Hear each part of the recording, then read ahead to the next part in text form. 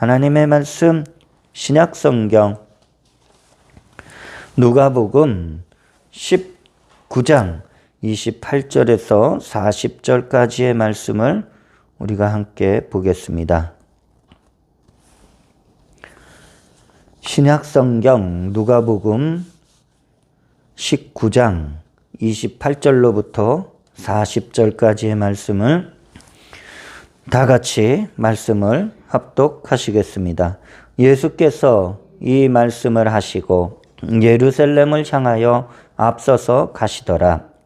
감난원이라 불리는 산 쪽에 있는 벳바게와 베다니에 가까이 가셨을 때에 제자 중 둘을 보내시며 이르시되 너희는 맞은편 마을로 가라.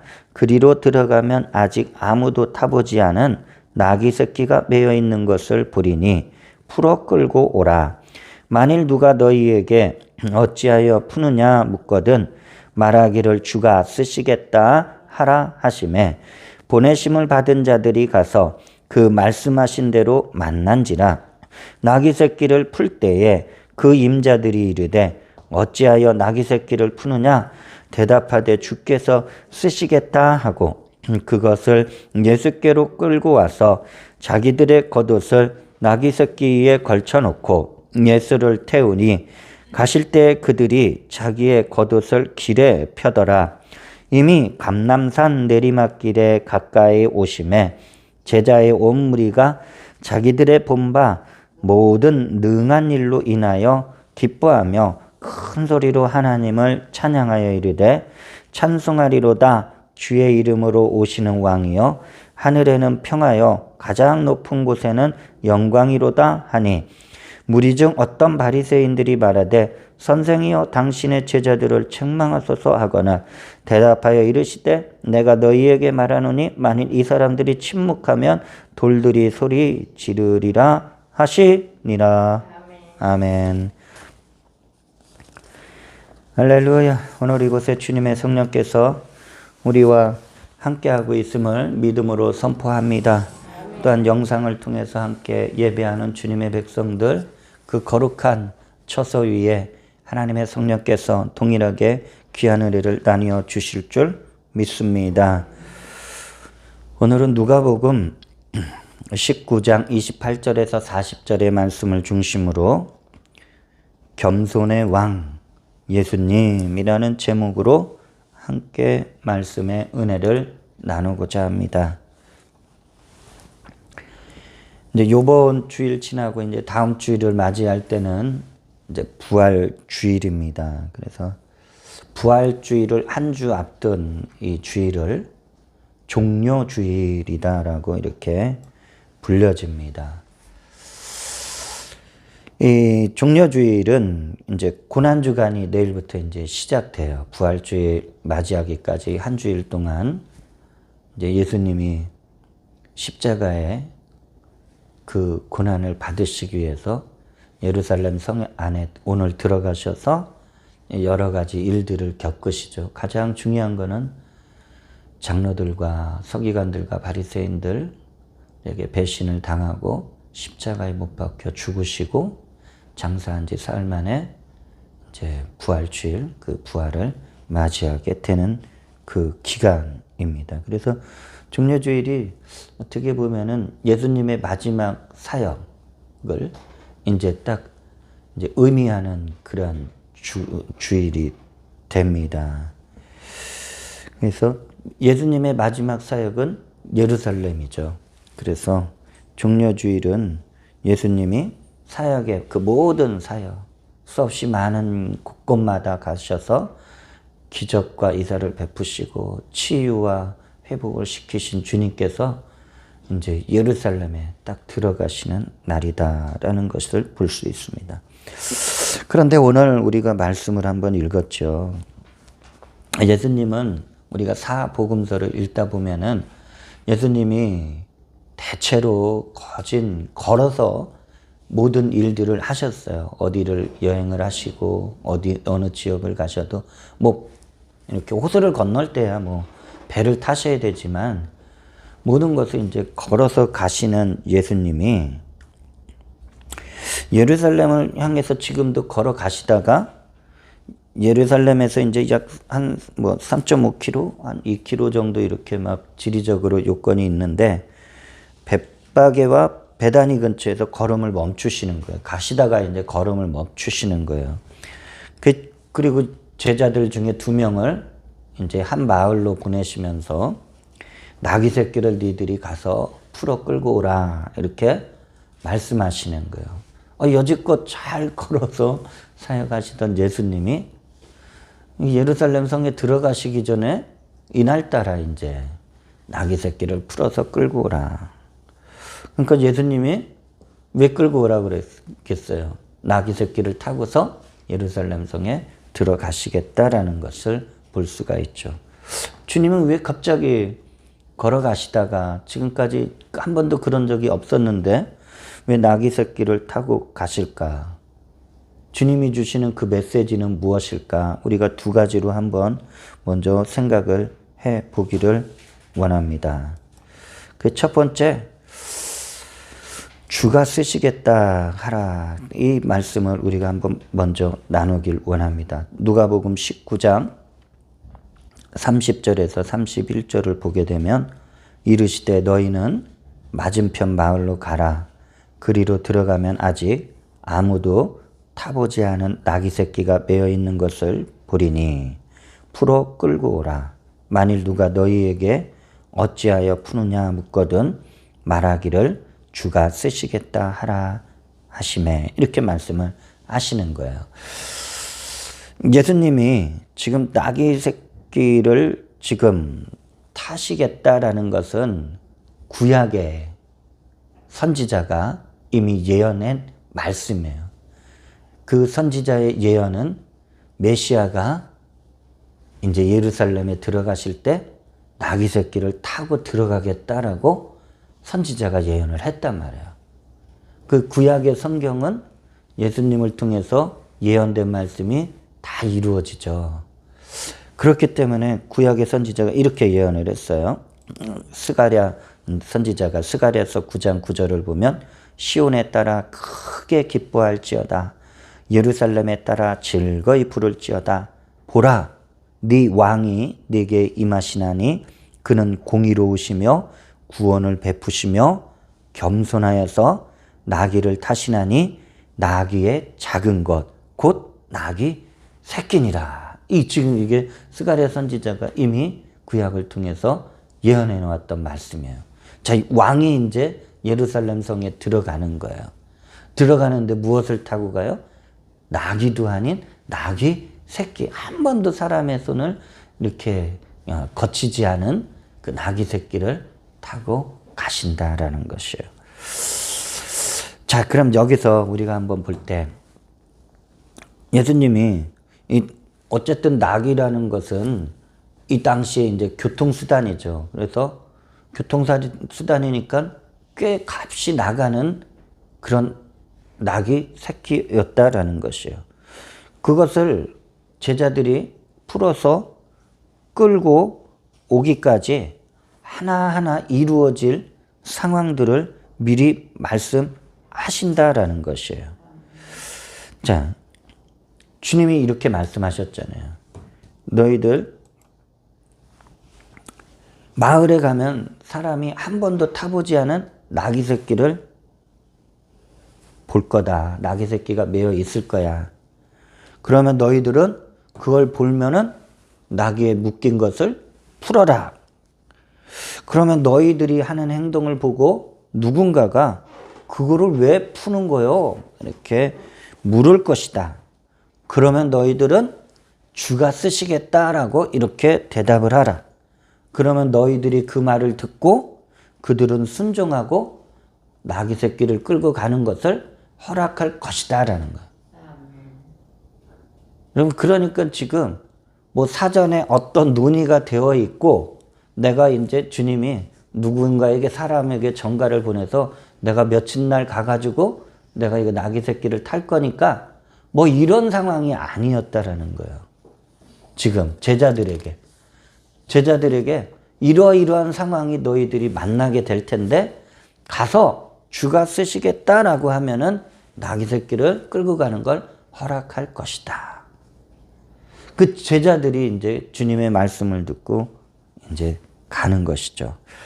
자, 여기서 그러면은 주님은 어쨌든 아신 거잖아요. 누군가가 주님의 말씀에 순종하고 헌신하는 모습을 알려주는데 주가 쓰시겠다는 말씀을 듣고 순종하는 사람이 있다라는 것이에요. 주가 쓰시겠다. 우리의 믿음이 어떨까요?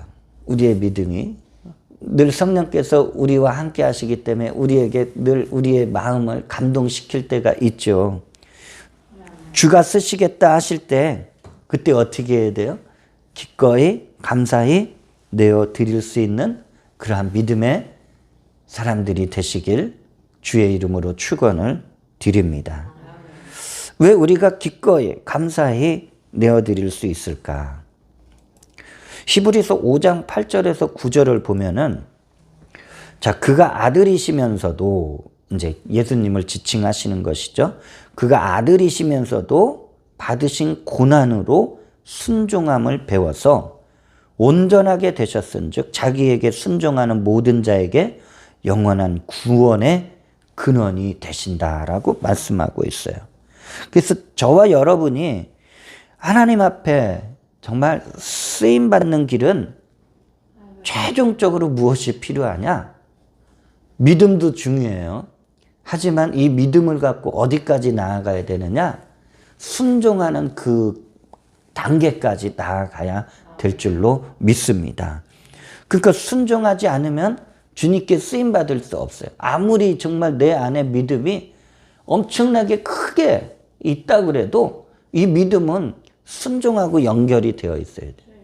그 주님의 말씀을 우리가 잘 읽고 잘 듣고 그리고 내 안에 이런 것이 있어야 돼요. 내가 주님의 말씀에 순종하겠다라는 내 안에 굳센 믿음이 스스로 결단해야지만 순종의 자리까지 나아갈 수 있다라는 것이에요. 때로는 우리 생각 속에 여러 가지 이제 그런 주님의 마음이 전해지죠. 그랬을 때 우리가 어떻게 생각해요? 아, 주님 내가 조금만 생각해 볼게요. 내 스스로 이런단 말이에요. 내 안에. 그러면 내가 순종할 수 있는, 주님이 쓰실 수 있는 그 기회가 지나가 버리는 때가 종종 자주 있다라는 거예요. 주님이 나에게 어떤 마음을 주실 때. 그때 내가 그 모습을 가지고 내가 주님 쓰십시오. 주님 나를 사용하여 주십시오. 나의 어떤 것을 사용하여 주십시오. 내가 순종할 때 주님은 그것을 기뻐 사용하신다라는 것이요. 그래서 저도 제 개인적으로 이 은혜를 저도 은혜를 받아야 되잖아요. 저도 뭐 주의 종이라고 뭐 항상 뭐 은혜 뭐 충만하겠어요. 충만하기 위해서 나도 은혜를 사모하죠. 그래서 제가 은혜를 받으면서 이 주가 쓰시겠다라는 말씀은 성도들에게도 도전이 되지만 주의 종인 저한테도 도전이 된다라는 거예요. 늘 새롭게 도전이 되는 거예요. 아, 주님이 나를 사용하셔야 되는데 내가 주님께 쓰임받을 그럴 자세 그것이 되어 있나? 늘 때로는 어쩔 때는 나 자신을 볼 때 실망스럽기도 해요. 아, 주의 종인데 내가 이런데도 내가 쓰임받을 수 있을까?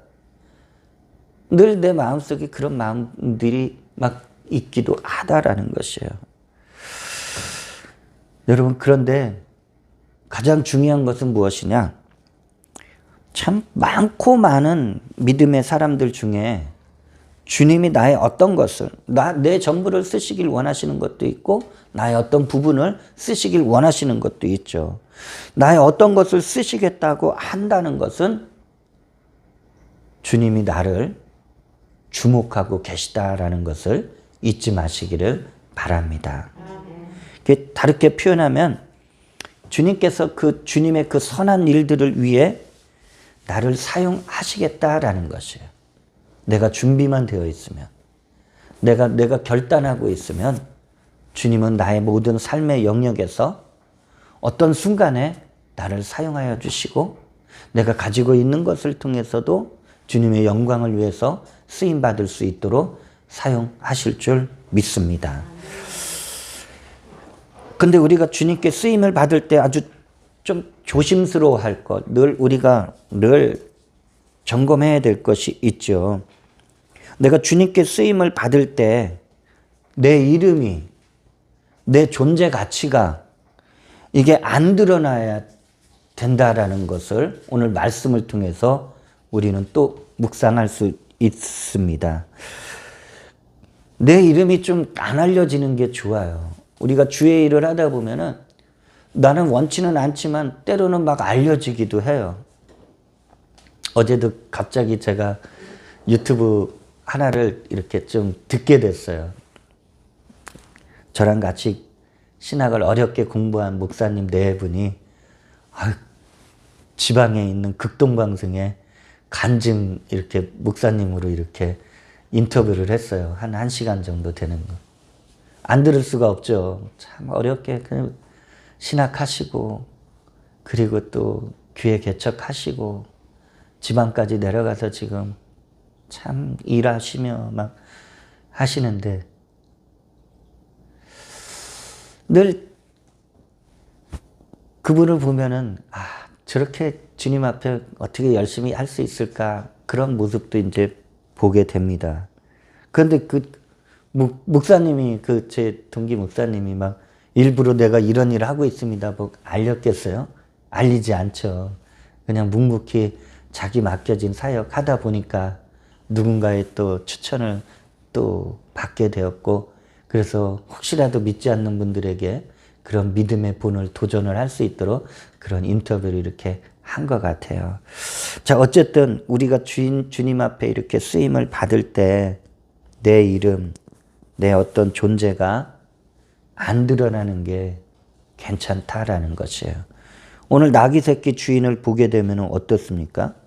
성경에 나귀 새끼의 주인은 분명히 있어요.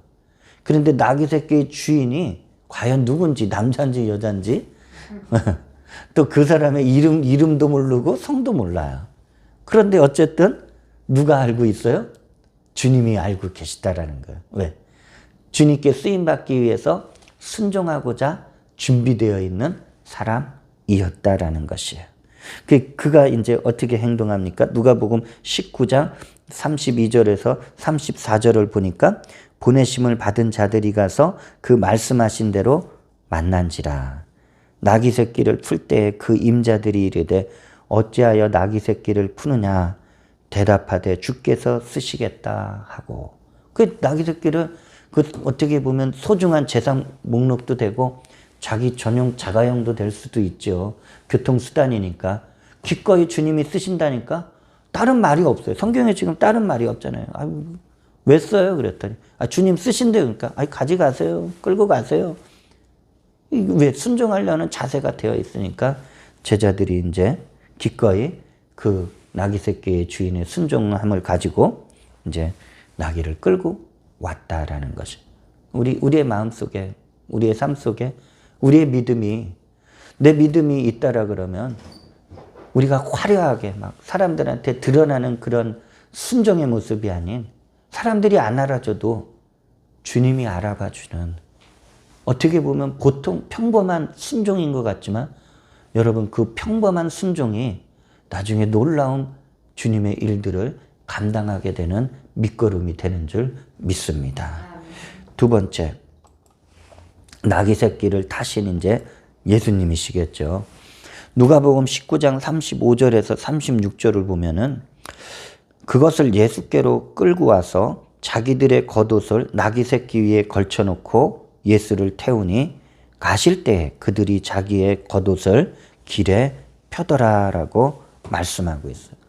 제자 2명이 이제 가서 진짜 주님이 말씀하신 대로 마을에 내려가니까 나귀 새끼가 메어 있단 말이에요. 나귀하고. 그래서 풀었더니 어떤 사람이 이거 왜 푸는 거예요? 주님이 쓰시겠다 그러니까 그래요? 가져가세요. 정말 주님의 말씀대로 하나하나 여러분 그 말씀대로 이루어질 확률을 이게 놓고 계산하면 엄청난 일이죠. 어떻게 그런 상황을 주님이 다 이미 말씀하신 대로 이루어지냐 이거죠. 어쨌든 제자들이 나귀 새끼를 끌고 왔어요. 그래서 예수님 앞에 나귀 새끼를 끌고 오고, 그리고 나서 이제 제자들이 이제 하는 모습을 볼 수가 있죠. 자, 보시면은 자기들이 입고 있던 겉옷을 이제 나귀 새끼의 등에다가 딱 펼쳤어요. 자, 이거 우리 일반적으로 쉽게 알 수 있겠죠. 안장이 없으니까 자기들의 겉옷을 펼쳐서 안장 대신에 이제 예수님이 이제 타실 수 있도록 펼쳤겠죠. 이거는 일반적인 의미예요. 이거는 일반적인 의미지만 또 다른 의미는 자기들의 겉옷을 벗어서 나귀의 등에 이것을 펼쳤다라는 것은 예수님을 정말 전적으로 존경한다라는 그러한 마음을 담고 있다라는 것이에요. 아유, 주님 어떻게 나귀 새끼 어떻게 그냥 타요?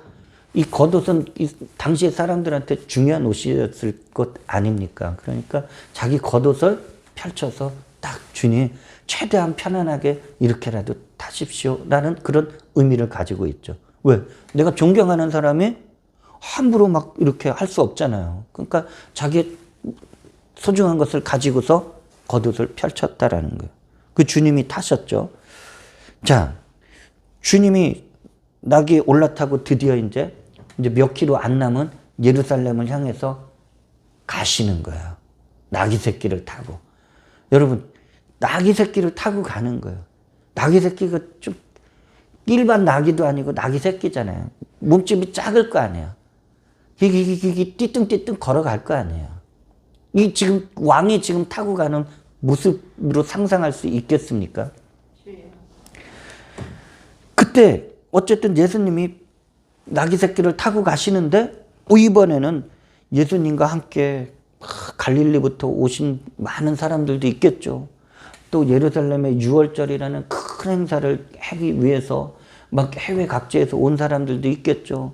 중간중간 예수님이 기적을 행하시면서 주님이 예루살렘 가셔? 그럼 우리도 가야지 해서 막 쫓아온 사람들이 있겠죠. 그 예수님 가신다는 말에 그 앞에 있었던 마을 사람들이 또 길가에 쭉 나와 있었겠죠. 근데 그 사람들이 나귀 새끼를 타고 가시는 예수님을 보고 자신들의 겉옷을 이번에는 벗어서 길 위에다 쫙 펼쳤다는 거예요. 여러분, 이거 뭐예요, 이거는? 아주 중요한 인물이 가는 자리죠. 양탄자를 이렇게 쫙 펼쳐서 가는 것처럼 자신들의 겉옷을 예수님이 지나가시도록 이렇게 길 위에다가 펼쳤다라는 것이에요. 이게 무슨 의미냐? 양탄자를 쫙 깔아줄 만한 그런 의미. 이것은 사람들이 왕에게만 절대적으로 할 수 있는 존경과 환영의 그런 표시였다라는 거예요. 그 왕이 가시는 거예요. 사람들이 어쨌든 예수님을 그 왕과 같은 존재로 여겼다라는 것이죠. 그러니까 자신들의 겉옷을 쭉 펼치는 거예요. 아유, 길이 막 험하기도 하고 울퉁불퉁하기도 하니까 옷을 펼치는 거예요. 쫙 펼치는 거예요. 예수님 가실 때 쫙. 또 하나 사진을 잘 기억하고 계세요. 요한복음 12장 13절을 보게 되면은요, 예수님이 지금 나귀 새끼를 타고서 가시는데 길에다가 쫙 지금 자기들의 겉옷을 막 펼쳐놨어요. 요한복음 12장 13절에서는 종려나무 가지를 가지고 맞으러 나가 외치되 호산나 찬송하리로다. 주의 이름으로 오시는 이 곧 이스라엘의 왕이시오라고 하더라는 거예요. 사람들이 겉옷을 쫙 길 위에 펼치고 어떻습니까? 어떤 사람들은 막 종려나무 이렇게 좀 잎사귀가 쫙쫙 갈라진 그런 나무인데 이거를 들고서 막 이제 이게 흔드는 거예요. 이게 환영한다라는 것이죠. 기뻐한다라는 것이죠. 자, 이 종려나무 가지를 흔들었다. 이걸 막 길에 펼치기도 하고 막 흔들었다. 이것은 무슨 의미일까? 이것은 종려나무는 승리의 상징을 나타내는 나뭇가지예요. 예수님이 지금 승리하신 왕으로 예루살렘에 들어가신다. 그러니까 이 사람들 인파가 주님을 왕으로서 승리의 왕으로서 막 지금 환영하고 있다라는 것이죠. 자, 그렇다면 예수님이 이유 없이 사람들의 존경을 받을 수 있었을까? 그렇지 않다라는 것이죠. 일반적으로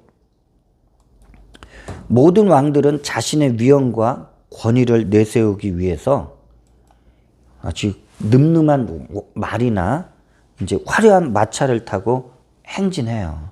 이 당시 이제 로마의 황제에 이제 행진할 때 군사를 그냥 엄청나게 앞세우고 앞뒤로 앞세우고 화려한 그냥 엄청난 큰 이제 마차 그런 것을 다 올라타고서 막 나팔을 불고 막 깃발을 막 들어 올리고 쫙 행진하죠.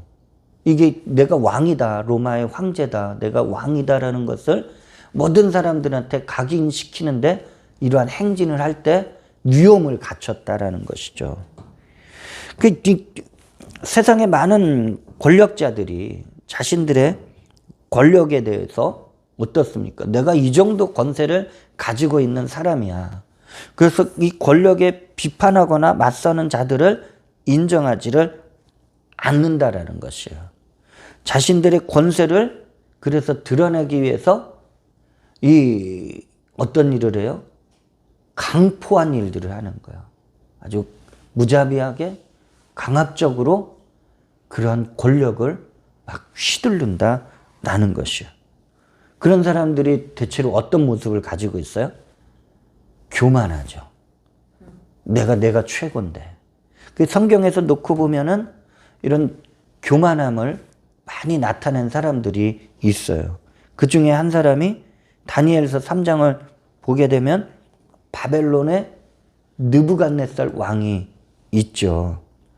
이 느부갓네살 왕이 어떤 생각을 했어요? 자신의 힘과 자신의 지혜로 이렇게 엄청난 대제국을 자기가 세우고 건설했다. 그게 나는 최고의 왕이다라고 스스로 자신을 평가했다라는 것이에요. 나만한 왕이 없다. 뭐 전 세계 3분의 1을 이 바벨론 제국이 다 그냥 빼앗아 버렸으니까 엄청난 제국을 건설했죠. 한 나라가 아닌 대제국을 건설했으니까. 그 바벨론의 느부갓네살 왕이 그런 생각을 드니까 무엇을 만들었어요? 무려 30m나 되는 금 신상을 딱 세워놓고서 모든 사람들이 이 자신의 금 신상 앞에다가 절을 하라라는 것이에요. 이게 왕의 명령이에요. 권세자의 그 명령이에요. 그런데 이 명령 뒤에는 책임이 따라요. 어떤 책임이냐? 백성들에게 이런 책임을 강요해요. 다니엘서 3장 6절을 보게 되면 누구든지 엎드려 절하지 아니하는 자는 즉시 맹렬히 타는 풀무불에 던져 넣으리라 하였다라는 거예요. 자신의 권세에 자신의 권위에 절하지 않는 자들은 아주 무자비하게 흉악하게 자기의 백성들을 불구덩이에다 던져서 죽이겠다라는 것이에요. 이게 교만한 왕들의 모습이에요. 여러분, 교만하게 되면은 자기 위에 아무도 안 보여요. 다 자기 밑으로만 보이는 거예요. 이게 얼마나 어리석어요.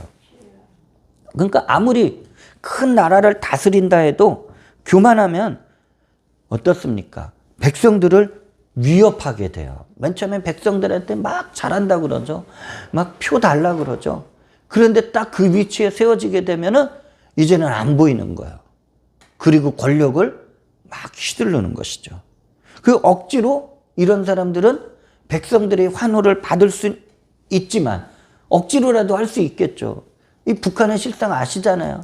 막 나와서 맨날 울고불고 막 그 꽃 들고 막 아이고 누가 장군님 가신다 막 그러잖아요. 진짠가요 그게? 억지로 된 강요가 얼마나 심하겠어요. 하지만 진정한 섬김을 백성들로부터는 받을 수가 없다라는 것이죠. 자, 그런데 예수님은 어떠셨어요? 지금 가장 겸손하신 왕, 그리고 평화의 왕으로 오셨다라는 것이에요. 주님은 이 땅에 오실 때 성령을 통해서 이 땅에 태어나실 때 스스로 하늘의 영광스러운 보좌를 버리시고 가장 낮은 자의 모습으로 오셨다라는 거예요. 그래서 빌립보서 2장 6절에서 7절을 보면 그는 근본, 그 시작이 하나님의 본체예요. 그 하나님과 동등됨을 취할 것으로 여기지 아니하시고 오히려 자기를 비워 종의 형체를 가지사, 하나님이 인간의 몸의 형체를 가지사 사람들과 같이 되셨다라는 것이에요. 하늘 영광을 스스로 버리신 거예요. 왜? 우리에게 오시기 위해서. 이 땅에 태어나시고 나서 짐승의 구유에 자기 몸을 첫 번째 누였잖아요. 그리고 주님이 생활하신 모습은 어떻게 보면 가장 가난하게 생활하셨다는 거예요. 주님은 2벌 옷이 없었어요. 단벌이에요, 단벌. 한 벌만 입고서 머리 둘 곳도 없이 주님의 사역에 계속 그런 사역을 이루었다라는 거예요. 그런 가운데 힘이 없고 정말 어찌할 바 모르는 그 어려운 사람들을 만났을 때 주님이 그 은혜와 사랑을 가지고 기적을 베풀어 주셨고 그들에게 긍휼함을 베풀어 주셨어요. 주님이 이런 생각 가지실 수 있잖아요. 내가 만왕의 왕인데, 내가 모든 왕을 세우기도 하고 패하기도 하는 그런 왕인데, 여러분 만약에 교만하셨다 그러면은 그 불쌍한 사람들을 어떻게 했겠어요? 긍휼로 대할 수가 있겠어요? 근데 주님은 어떤 왕이세요? 겸손한 왕이시라는 거예요. 그래서 그 어려운 이들, 정말 세상에선 손가락질 받을 수밖에 없는 그런 삶의 모습이지만 그 사람들이 주님을 찾아왔을 때 어땠어요? 주님은 그 사람들을 위로하시고 품어주시고 다시 살아갈 소망을 주셨다라는 것이에요. 그분이 주님이라는 거예요. 우리가 믿는 나의 주님이시다라는 거예요. 그 주님은 자신을 내세우거나 자랑하시질 않으셨다라는 거예요. 왜? 주님 안에 교만이 없죠. 주님 안에 겸손이 아주 정말 아름답게 세워져 있으셨다라는 것이요. 여러분 교만하면 자기를 나타내죠. 내가 이런 일을 했는데 왜 안 알아봐줘? 내가 저쪽 가서 내가 무언가를 도왔는데 왜 나를 이렇게 안 알아봐줘? 교회에서도 그렇잖아요. 여러분 교회에서는 자기가 섬기는 일들 굳이 안 알려도 돼요. 다 알아요. 다 알아요. 근데 자꾸 막 자기 알아봐 달라고 하는 분들이 있죠. 알아봐 줘요. 알아봐 주지만 이거를 우리가 신앙이 성장할수록 이제는 나 안 알아봐 줘도 돼. 오히려 그게 부담스러워요. 왜? 주님만 알아봐 주시면 되거든요. 그 영적인 기쁨을 우리 모두 누리시길 주의 이름으로 축원을 드립니다. 그리고 나서 주님이 지금 예루살렘 가시는 게 뭐예요? 이제 마지막 사역이거든요. 사람들은 막 지금 환호하잖아요. 야, 우리 주님께서 이제는 예루살렘 들어가시면 이제 엄청난 기적을 베풀으셔가지고 저 로마 군대 다 몰아내고 이스라엘을 독립시키고 이스라엘을 다스릴 왕이실 거야. 정치적인 메시아로 막 지금 환호하고 막 했단 말이에요. 그런데 주님은 실상은 사람들이 생각하는 그 모습이 아니에요. 지금 예루살렘에 들어가시는 것은 자신을 이제 십자가에 이제 대속물로 이제 내어 주시기 위해서 지금 예루살렘 가시는 것이다라는 거예요. 그 여기에 지금 나귀 새끼를 타신 비밀이 있다라는 것이에요. 지금 사람들은 막 환호하죠. 사람들은 막 기뻐하죠. 여러분, 예수님은 진정한 왕이셨지만 교만하지 않으셨어요.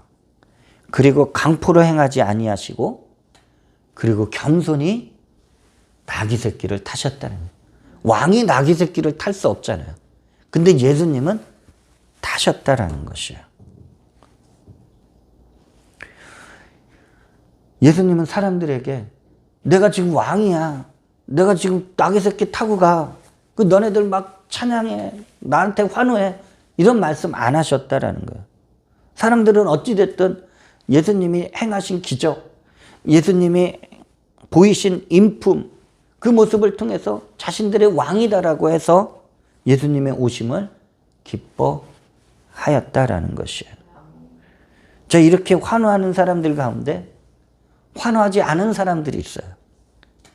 누굴까요? 바리새인들이 환호하지 않았어요. 오히려 예수님을 찾아가서 야, 이거 무슨 일이냐고, 이게 지금 당신이 뭔데 이런 찬양과 이런 환호를 받아? 응? 이거 큰일 날 짓이야 이거 지금. 응? 막 그러는 거예요. 응? 당신이 왕이야? 당신이 하나님의 아들의 메시아야? 뭐 이런 환호를 받아? 우리는 인정할 수 없어. 당신이 이러다가는 로마 사람들한테 미움을 받아가지고 로마가 우리를 힘들게 하면 어떻게 할 거야? 환호하지 못하도록 사람들을 말리라고 한 거야. 근데 그들의 그 안의 속마음은 무엇이었을까요? 이 예수라는 자가 예루살렘에 와서 더 큰 기적을 행하고 어떠한 일을 행할 때 자신들이 가지고 있었던 이 정치적인 종교적인 그 권위와 권세를 없앨까 봐 예수님을 미워하고 있었다라는 것이에요. 그러니까 예수님이 오시는 것을 반길 수가 없는 거예요. 기뻐할 수가 없는 거예요. 시기가 나는 거예요. 분이 치미는 거예요. 아니 똑같이 정말 많은 사람들이 주님이 행하시는 기적을 보고 그리고 많은 치유를 보고 그리고 주님의 이 겸손함과 온유함을 봤는데 많은 사람들은 그 모습에 대해서 기뻐하고 환호하는데 이 바리새인들은 아예 마음이 딱 틀어져 있으니까 이걸 못 받아들이는 거예요. 아니 똑같은 상황에서 보는데도 자, 말씀을 이제 맺기를 원합니다. 자, 주님이 지금 나귀를 타고 예루살렘으로 가셔요. 주님께서는 우리들에게도 주의 성령을 통해서 가장 겸손하신 왕으로 우리에게 오신다라는 것을 한번 생각해 봤어요. 우리 마음속에 오시는 거예요. 자, 그러면 우리는 이제 어떤 모습을 갖춰야 됩니까? 우리 주님을 찬양하고 존경하며 맞아들일 그런 마음이 되십니까? 안 그러면은 주님 내 안에 오시길 원하는데 주님 조금만요. 외면하고 계십니까? 아니면 오히려 이 바리새인들처럼 무슨 소리 주님이 왜 들어와? 안 돼. 반대하는 마음이 있습니까? 우리는 마음을 열고 주님을 맞이해야 될 줄 믿습니다. 그리고 그분께 그 진정한 겸손과 온유함을 우리는 배워야 될 줄 믿습니다. 잠언서 18장 12절 이렇게 말씀이 나와 있죠. 사람의 마음의 교만은 멸망의 선봉이요 겸손은 종기의 길잡이니라. 우리가 주님께 무엇을 배워요? 주님의 겸손하심을 배우는 저와 여러분이 되시길 주의 이름으로 축원을 드립니다. 우리 주님을 찬양합니다. 우리 주님을 찬양합니다.